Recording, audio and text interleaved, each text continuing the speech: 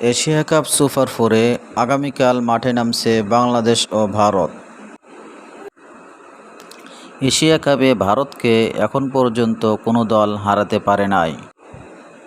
তবে সাম্প্রতিক বাংলাদেশের পারফরমেন্স ভালোই যাচ্ছে। ইন্ডিয়া বিশ্বের সেরা ক্রিকেট দল।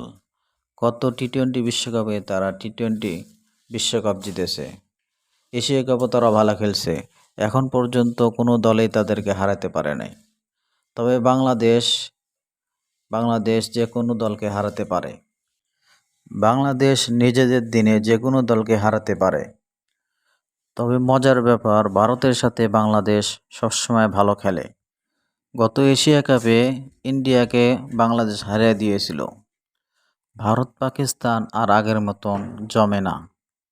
পাকিস্তান বরাবরই ইন্ডিয়ার সাথে হেরে আসছে। তবে দুই দেশের রাজনৈতিক কারণে কথার লড়াইটা রয়ে যায়, মাঠের লড়াই আর হয় না। তবে বাংলাদেশ কথার লড়াই চাইতে মাঠের লড়াইটাই বেশি করে। আগামীকাল বাংলাদেশের একাদশে একটি পরিবর্তনের সম্ভাবনা রয়েছে। শরীফুলের জায়গায় তানজিদ হাসান সাকিবের খেলার সম্ভাবনা রয়েছে। আগামীকাল বাংলাদেশের বোলারদের পরীক্ষা হবে। ভারতের শক্তিশালী ব্যাটিং লাইন আপের বিরুদ্ধে কী রকম বল করতে পারে সেটা দেখার বিষয়। অভিষেক শর্মা, সঞ্জু স্যামসন, তিলক ভার্মা ও সূর্যকুমারদের বিরুদ্ধে বাংলাদেশের বোলারদের বল করতে হবে। আবার বাংলাদেশের ব্যাটিং লাইন আপেরও একটা পরীক্ষা দিতে হবে। ভারতের শক্তিশালী বোলিং লাইন আপের বিরুদ্ধে বাংলাদেশের ব্যাটারদের ব্যাট করতে হবে।